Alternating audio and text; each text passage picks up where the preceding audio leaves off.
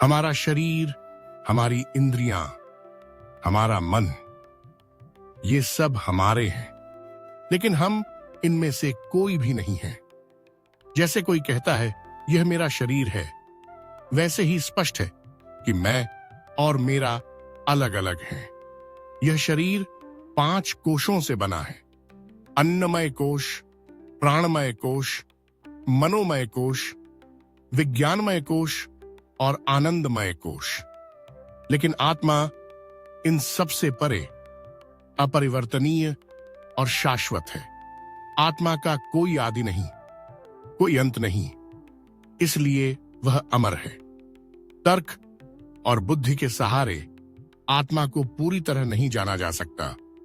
उसका अनुभव ही उसका साक्षात्कार है। ऋषभदेव के पुत्र भरत ने इसी सत्य को समझा और बंधनों से मुक्त हो गए। वे गंडकी नदी के तट पर पुलह आश्रम में रहते थे। एक दिन शेर की गर्जना सुनकर एक गर्भवती हिरणी नदी में पानी पीते वक्त डर गई। उसका शावक गर्भ से गिरकर नदी में बह गया और हिरणी मर गई।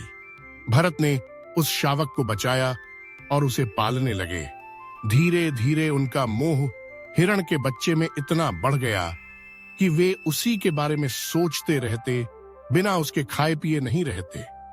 यथा वृत्ति तथा आकृति, जैसा मन वैसा जन्म। अगले जन्म में भरत स्वयं हिरण बने, लेकिन तप के प्रभाव से उन्हें अपनी पूर्व जन्म की स्मृति रही। हिरण का जीवन पूरा कर वे अंगिरा के कुल में ब्राह्मण बने, लेकिन वे सांसारिक कार्यों से दूर आत्मचिंतन में लगे रहे। परिवार वालों ने भी उन्हें त्याग दिया। एक दिन सौवीर देश के राजा कपिल देव के पास आत्मविद्या सीखने जा रहे थे। रास्ते में पालकी उठाने वाले मजदूरों में से एक बीमार हो गया तो भरत को पालकी उठाने के लिए बुलाया गया। भरत धीरे धीरे चल रहे थे ताकि किसी जीव को हानि न पहुंचे।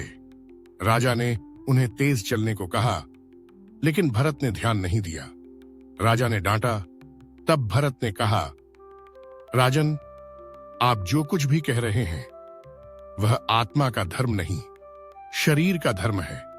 यह शरीर तो कर्मों का फल है। आज आप राजा हैं, मैं मजदूर हूं, पर आत्मा तो एक ही है।